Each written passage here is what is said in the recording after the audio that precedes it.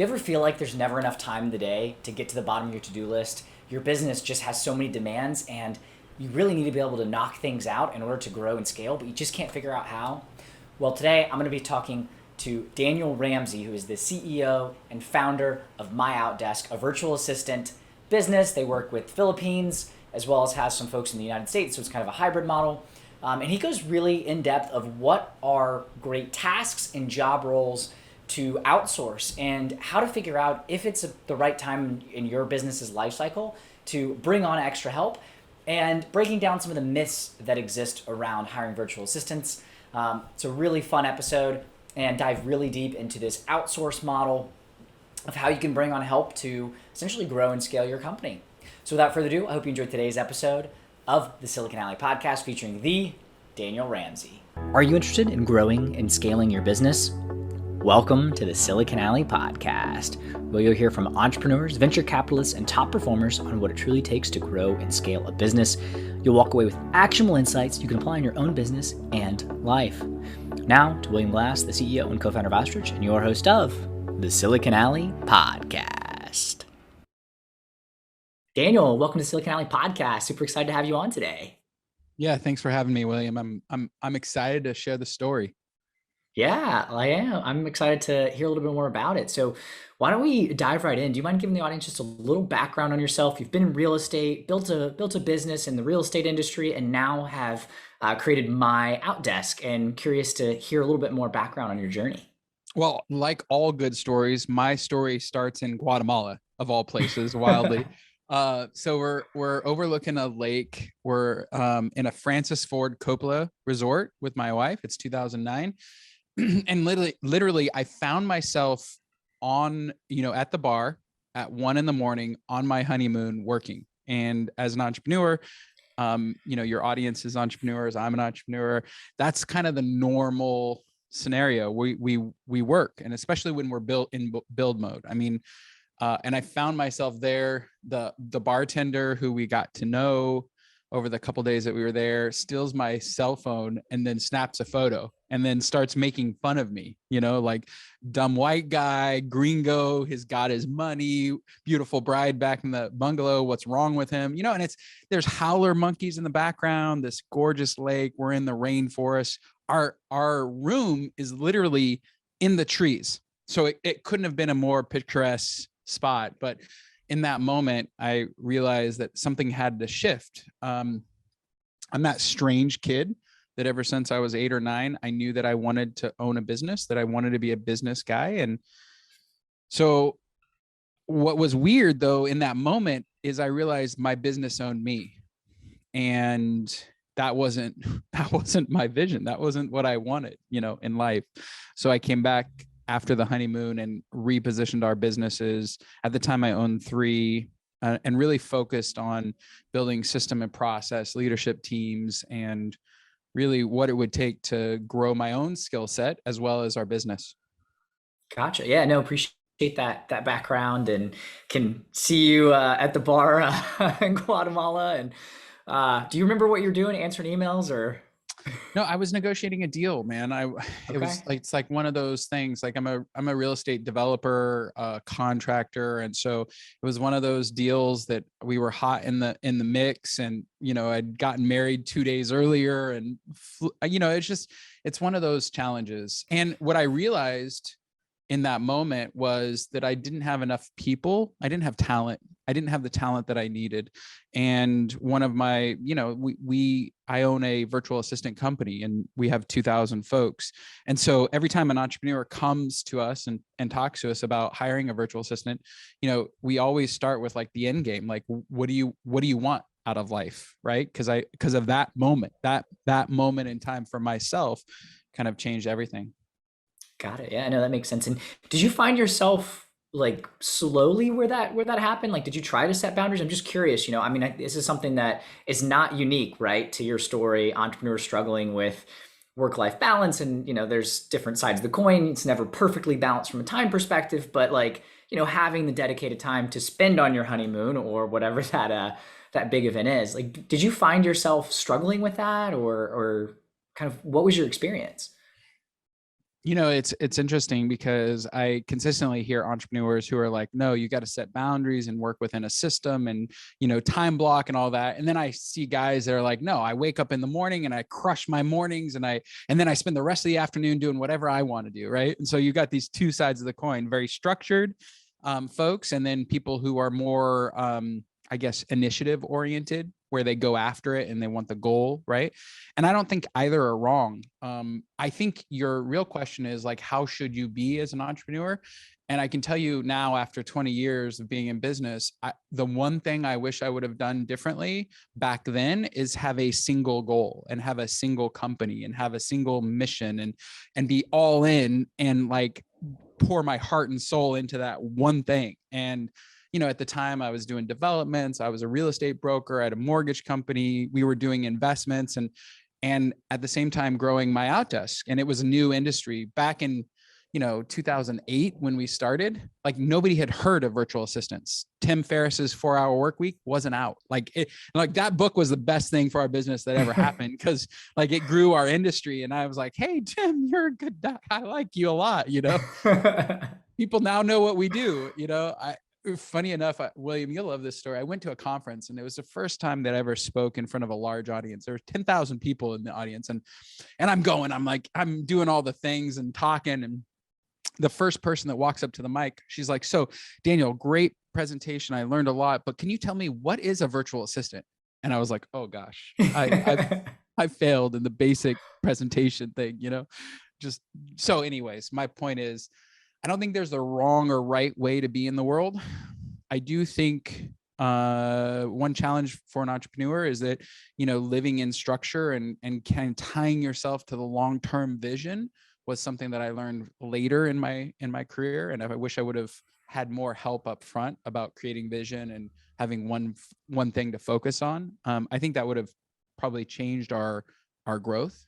Yeah, and can you expand on that a little bit more, Daniel? Because I think that's a really interesting point, and I'm curious if you're thinking from like an overall life perspective, if it's like because you had the real estate business, you had MyOutDesk, so like is it like all of those things pointing towards one goal, or is it goals with like because there's a lot of ways that you could think about setting that goal, and I guess I'm curious how you define that, and so that others can kind of think through it for themselves. Well, it's a great question. My answer is simple. Have a goal, whatever that goal is, whether it's a revenue goal, whether it's a leadership goal, whether it's an impact goal, have a goal, have a vision, an endpoint, and then pull the rest of the world to that endpoint. That would have been huge for me, 15 years ago when I was starting MyOutDesk. And even today, I mean, I have to focus myself like, hey, what was our goal last year? What was the 3-year vision? What's our 10-year vision? And so just continually like making sure that you set the right priorities and you're going after a particular end state. And I think, a lot of people fail to just, have enough time to do that, especially in the entrepreneurial world. So my father-in-law, who's a crazy cowboy, led a pretty big $140 million business. He would schedule time alone in a hotel every quarter. Like he'd check into a hotel and have a date with himself, like take himself out to a steak dinner, and then just write and mind dump. And so many entrepreneurs are time constrained, like I was back on my honeymoon. And so my best advice is just spend some time really getting clear on what the goals are and why those are important and pointing all guns toward that goal. I love that. Yeah. And so to kind of connect the dots, I think you've talked about two different pieces here, right? And they tie together is having this goal so that you can focus your time and effort so that you're not doing all of the, 1,000 things that you could be doing, but the like 5, 3, 2, 1 most important thing that you can do that'll make a big impact on that goal. Is that the whole point of having that is so that you can own your time? Yeah, I think time is a big deal. And we here at MyOutDesk, we practice something called the sticky challenge. So where you will literally just follow yourself around throughout the day. A lot of our clients come to us and we're like, I'm so busy. I need more time. I need to hire somebody. I need help. But when you dive in, they're like, but I'm not sure with what, or I haven't quite figured out exactly what they will do or what the system is. And so we help people do sticky challenges. And I remember there's a gal, her name was Cody. She was a kind of hard charging entrepreneur, and it was really an honor and a pleasure to help her through this. But she took her entire leadership team and they did a sticky challenge for an entire week where they just followed themselves around with a sticky and wrote down, hey, am I working on dollar productive stuff? Am I working on project things that are going to move the needle someday, but not right now? Or am I doing administrative busy work? And so they would just simply follow themselves around, and you get a time task analysis kind of study. I mean, if you want to pay somebody a lot of money, like a consultant or, a big company to come in and help you, you can do that. Or you could just follow yourself around with stickies. What you do with those stickies afterwards is just simply put them in categories. Like, is this sales? Is this marketing? Is this admin? Is this customer service? Like, what am I doing with my time? And that kind of fundamental understanding of where you're spending your investing, really the most valuable thing we all have, because it's finite. It's finite. It runs out. That's probably one of the best opportunities for entrepreneurs. Yeah, no, I like that. So just to clarify, make sure that everyone understands the sticky challenge, because I'm not sure that I'm quite there yet. So the idea is that you take a sticky note, and anytime you're doing a task, you just write down what you're doing, and then you just stick it on your desk or wherever, and then you go continue to do what you're going to do. And then every time you switch tasks, or is it like time based? Yeah, I mean, it's however you organize your day. My suggestion would be put it on a whiteboard, right? And also classify the tasks. So this is a podcast for us. This would be an example of marketing for our company. Maybe for you, it's content creation. So whatever the task is, categorize it, put the time that you spent on it, and then throw it on a whiteboard. And what happens over time is you start thinking, okay, in this week, I literally only talked to customers like 5 hours out of a 40-hour work week. Well, gosh, if my goal is to double my business, maybe I need to really focus on talking to more customers, or maybe recruiting more talent to your business, or whatever the need is at that moment. But the idea is it's a time and task analysis. Any large corporation or any consulting company would charge you hundreds of thousands of dollars to do that for you. You could also, if you're a calendar person, you could go into your calendar and just make sure you're calendaring every single thing that you do throughout the day.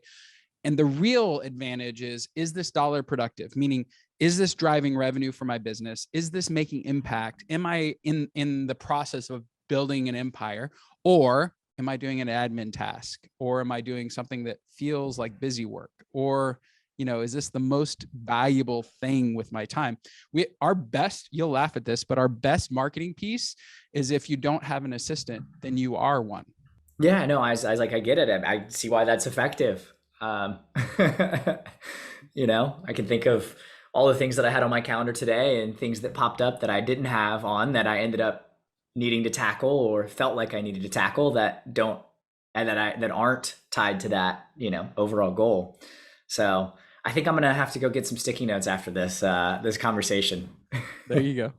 So talk to me about, okay, so you kind of mentioned that one of the challenges that people face, right, is first figuring out what they need to get help on. They know they need help. I need more time in my business, but I don't know how to organize it. So what's that next step, right? You've kind of got an idea of, here are the areas that I'm spending my time. How do you actually turn that random task list into something where you can go get help from, virtual assistant?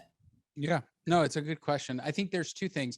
You take that task list and then you determine, like, am I not doing those things because I don't know how to do them? Or is it really because I don't have time and I have a system and process? So one of the big challenges for entrepreneurs is, meeting customers, recruiting great talent. That's all fun. It's the stuff that we thrive on, people typically. Now, doing a process like writing down an SOP, like a standard operating procedure, and then doing a video explaining how to get it done, and then thinking through all the what if then statements that you might need for your customer service team or your accounting team. Though that doesn't feel like fun to me. I don't know about you, William, but that does not seem like fun. I like this. I love to talk, So, you go through your list and you start categorizing things into sections. Like, do I have a system and process for it? If it's yes, then you can delegate, meaning you can figure out a way to bring a person in and take that task off my plate. Now, the other kind of consideration is like, do I need a person or should I automate that? Is there a system that I could kind of make this process no longer a process that I have to do or anybody has to do? So the first question is, can I automate this? Can I take this away from the business forever, right? In a system, in a process. And if you have a system and a process and you can't automate it, then it's time to hire somebody. And that's really where we come in, is helping our customers kind of determine like what is a virtual assistant task versus what isn't a virtual assistant task, and then create what we call a blended model where, you know, in our case, we have about 30 US employees and about 74 virtual professionals. And that's a blended model where 70% of the doing is done through lower cost, you know, talent options. Got it. Yeah, that makes sense, Daniel. So can you give an example of some of the, I guess, misconceptions that people might have when it comes to virtual assistants and virtual assistant work? Like, I'm sure you get some really interesting questions and conversations. Yeah. Uh, So much fun. You know, where are they is the most common question. We happen to be in the Philippines, so we have 2,000 folks in the Philippines, but how's their English? Are they smart? You know, are they going to steal my data? These are the typical questions. And we've built systems and processes around most of those challenges. Like, we only hire folks that, you know, have perfect English that you and I could talk to and convey ideas and get done, you know, get work done. Right. But I would say the biggest challenge for people when they consider outsourcing is like, well, how would I do it and make it worth my time? Because there is this time constraint, because bringing a new person in and, you know, training them on your systems and process, and then also transferring what I call tribal knowledge. There's tribal knowledge in your business, in your, you know, what you've built, your empire. And you either have to document that or put it into a system and process or put a training manual together. And that just, it costs you time. And so we help people think through what that should look like, what it could look like, and some of the pitfalls, you know, for different things. People, you know, the strategy piece is probably the biggest hump that we help people through. And, you know, that's what's the beautiful thing about being an entrepreneur. My business is not like any other business in the world. So it's, you know, helping people through those intricacies and those different challenges that are either industry based or location based or even entrepreneur based, you know? Yeah. No, that makes sense, Daniel. And I guess like I'm thinking through, like, are there certain areas where virtual assistants really thrive as an option, right? It sounds like you've got to have strategy of time, make sure that it's and I know that there's a number of different places that you could seek assistance, right? Because essentially you're hiring another person to the team, right? That's really what you're doing. So it's like, where can we hire somebody and have a good job description?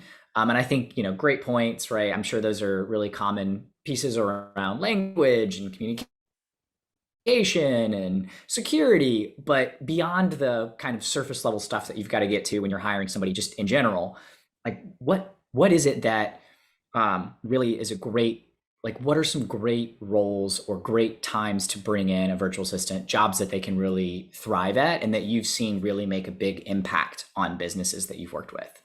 Yeah, sure. My favorite one is a director, what I call a director of traffic, which sounds ridiculous, but as you're growing a business in under $1 million, your most important work is client acquisition. Like, without, hands down, that's the game, right? You have to get enough, you know, you have to acquire enough clients to pay the bills and to hire people and to create a business. And so in that space, I love a director of traffic, somebody who's on your CRM, answering calls, setting appointments, nurturing the leads, and taking customers in. On top of that, the admin and marketing side of the business, you know, paying the bills, organizing all the projects, you know, keeping your information straight. That's another space that's really impactful.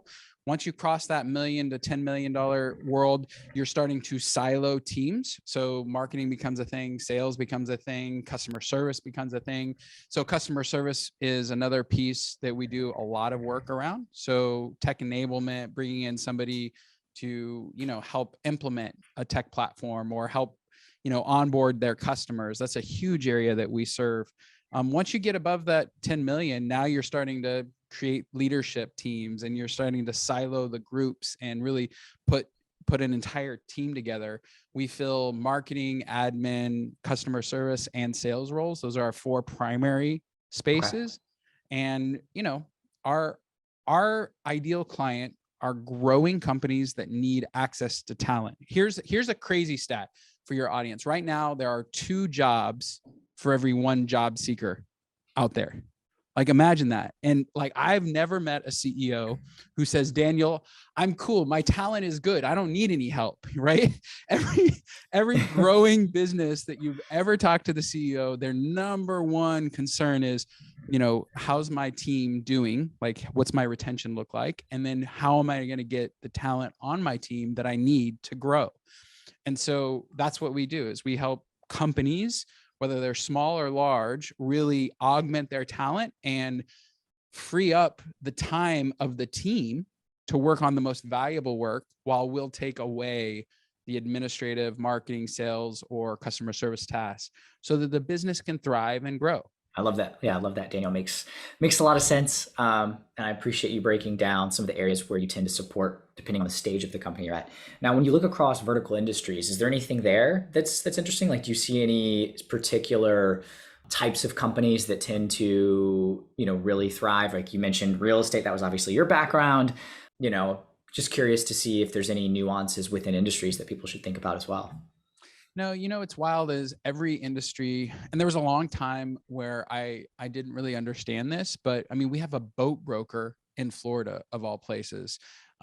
We have a medical device company. The other day we onboarded a psychologist to the company. So we have like everything from small, brand new startups to, one of our biggest clients, Gutter Glove.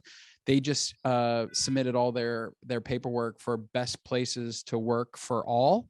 And our virtual assistants, they have 12, were part of that survey. And so it's a really interesting, dynamic to watch these and they're a very fast growing manufacturer. So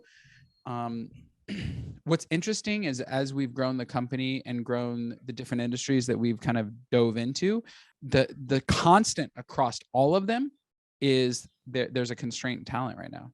And everybody needs to grow their talent base in order to meet demand and kind of at the same time stay profitable.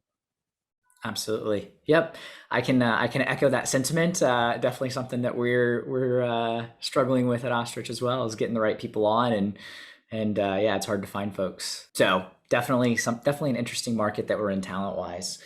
Now, Daniel, I want to kind of get back to your story, right? Like you mentioned at the very beginning that setting that goal, right, that one kind of thing that you're driving towards was really impactful in what you would have told yourself 20 years ago. So what is that? I'm curious, what is that one thing that drives you today? That's a great question. Right now, we're really focused on impacting the world. So MyOutDesk has a nonprofit, and it's called the Mod Movement. And I'm really excited about the work that we're doing. We have over 200 of our customers actually as contributors to our movement. We've done things like build orphanages, build housing, really help people with education and just the basics. Once you strip away the money goal, because everybody wants to hit a certain revenue once they become an entrepreneur, but once you kind of get to what your goal is, then you start looking around and you say, well, I wonder how I could make change or impact the world or do some good. And so one of the tenets of our business is that we like to impact the world in a positive way. And so we're doing that through our nonprofit and bringing opportunities to a lot of people, as well as allowing our customers to be involved in that nonprofit. And it's really cool to have 200 contributors every single month to our nonprofit, and then being able to take that money out into the world and do positive things. Yeah, that's fantastic, Daniel. And is that work primarily focused in the Philippines, where you have your team? No? Okay. No, in fact, our whole mission is to impact the world. And one of the things that's different, most nonprofits they spend a certain dollar amount administering their nonprofit, meaning there's overhead and all that. 100% of everything that we do goes back into impacting the world. And we prefer to do projects that have lifespans, meaning, when we built our orphanage, it housed 50 children and it has an expected life of 40 years. So for 40 years, we're going to help 50 children, 50 kids, right? And so for us, that's a big impact. And so we measure by lives impacted, dollars contributed, and the time that we invest to make these kind of change projects happen. And it's just a cool thing. We go where the opportunity is biggest, actually.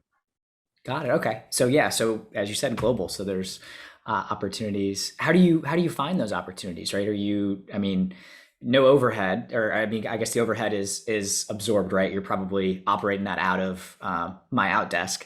So like, how do you find the opportunities though? Because global opportunity is global opportunity, so it could be anything and everything. Yeah, I mean, we built some houses in Central America last year. This year, we're building a house for a family in Philadelphia. The orphanage was in the Philippines. We've done an old folks home. We primarily source from our folks, so the people in Okay. the mod movement, as well as the virtual professionals in the Philippines that do the work.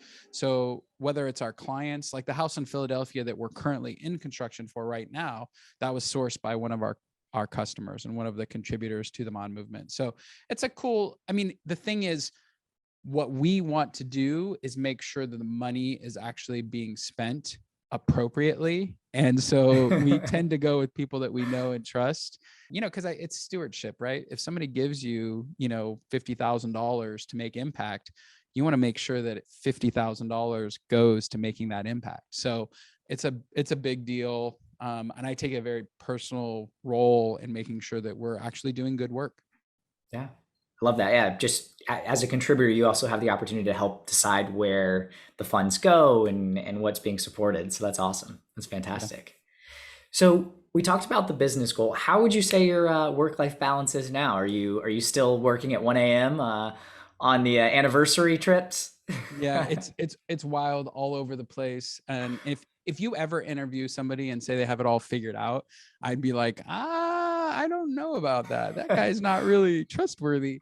What I do is I track. So I'm a big proponent of tracking time spent on the business, and also, with my family. So I'm a father of 3 beautiful daughters. We spend a lot of time together. My middle child the other day, I was asking her for some feedback, and she's 6, and she's like, "Oh no, Dad, you're a wonderful father. In fact, you're great." And I was like, "Okay, score, right?" So one of our tenets as a business, and I've just kind of embodied this, is feedback is the breakfast of champions. And so, I'm measuring how I'm doing personally, how I'm doing with my finances, how the business is doing, what impact I'm making. And we just kind of keep score of that every quarter, every month. And, everything from my wife. I mean, I even asked my wife for feedback, like, how am I doing as a husband this week? Like, is there anything that you need to support me or I can support you in? Like, where are we at? And I think as an entrepreneur, a lot of the tenets that work in business can be translated into life, and there are seasons. Right now, I'm going through a great family, impact business season. But that all could shift. The pandemic back in 2020, March and April and May wasn't a great time for us. It was not a good time for our business. It wasn't a good time for our employees. And we had a couple of challenging quarters in that time frame. We're on an upswing right now. And now the interest rates and inflation, who knows what's going to happen? And, I'll just say for now, things are going well. Yeah, fair enough. Fair enough. Yeah, who knows, right? There are some large companies that are cutting people right now or have hiring freezes. So who Yeah. knows, to your point, what'll happen. But I would add one thing. I can tell you as an entrepreneur, your personal world has to be very forgiving. It has to, if you have a wife or a spouse who's not on board for being married to an entrepreneur, watch out. That could be a challenge. I mean, there are times, that I am head down working, 12, 14 hours a day. And, there are times when I'm like, okay, today, not a lot going on. I can put in 4 hours and feel good about it. Uh, but you have to have an understanding personal life, stay in the gym, make sure you're healthy, eat right, know that there's stress. I mean, I'll tell you, from brand new to business Daniel to today Daniel, I have a lot more support structure in place, and I'm buying a lot of the things that makes my life better. I see a therapist, twice a month. I see a spirit coach twice a month. I'm in 2 different business mentorship programs where we have a peer group. Each are valuable for different reasons. There's just a lot of support that if I could go back in time and provide to myself, oh man, that would have been fantastic. But it's funny. I tell people that you learn by falling down. It's either going to hurt your heart or hurt your wallet. And that's how entrepreneurs learn. And I think that's how people learn. Yeah, no, absolutely. And I like the idea of getting all of those different support systems in place. So needed. Something that I'm definitely working on still, and have had the opportunity to be a part of some different entrepreneurship groups, and those have been great. Missed those for the first, 2 years. Would have liked those sooner, but I think to your point, it's really important to have support in all of these different facets of your life. A few questions. My focus with Ostrich is improving global financial well-being, and financial is just the adjective for well-being, because I believe finance is a big part of determining our well-being, whether we want to acknowledge it or not. And I'm curious how you would describe your relationship with money and how it might have changed as an entrepreneur. Oh my gosh, what a great question. I know in the beginning, I saw money as a scarcity. Like it wasn't as much as a tool. Today, I see it as a tool, much like, a wrench if you're working on a car, or a shovel if you need to dig a ditch. And I think when you're new to building business, you view money as a scarcity, and so you'll cut corners and or make decisions based on what's the cheapest way or what's the easiest and least expensive way. And I just remember a lot of the decisions that I made about talent, and a lot of the decisions I made about the systems and processes that we built, and the infrastructure, and all the things that I did early on that were out of a scarcity mindset with money. And it was all because I grew up poor. I mean, I grew up in a trailer. For those of you who, can identify, there's a lot of entrepreneurs like me, grew up poor, grew up in a trailer, decided business was the way out, started buying candy bars and selling them on the bus. I mean, this is my life story, which probably a lot of listeners can identify with. And so when I finally got some level of success with money and had money in the bank, I was like, whoa, you mean I don't have to go the cheapest route? I mean, I don't have to cut corners. I don't have to do it myself. And that's a pretty freeing understanding. Today, I view money in a completely different way. I view it as a scoreboard, as if you're playing any sports. I view it as a tool to be properly stewarded and shepherded in. I also know it's not my best asset. That's the other thing that's new too in my leadership. I thought money could solve problems, and it's never the money. No matter how much you have or how much you don't have, it's typically not the solution to the problem. It's something inside of you that you have to work through, or something inside of your own heart that you're kind of working through in terms of trauma or woundings from your childhood. And that's new for me. And so realizing that money isn't the most important thing and can't solve all the problems, that's a new reality for me.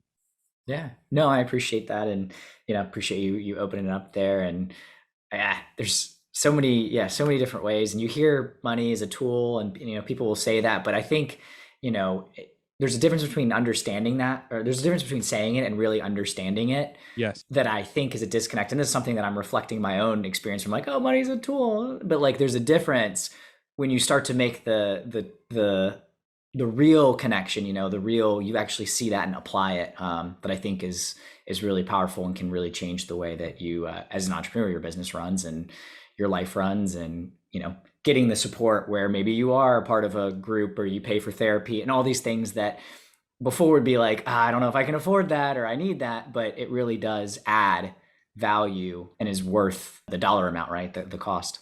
The investment is actually, it's interesting too, and this might be good for your audience. It's wild how much money I thought I would save by not investing in myself. And so I think that's one big difference too, is, I invest a lot in my own growth, and wildly enough, the business kind of grows as I've grown.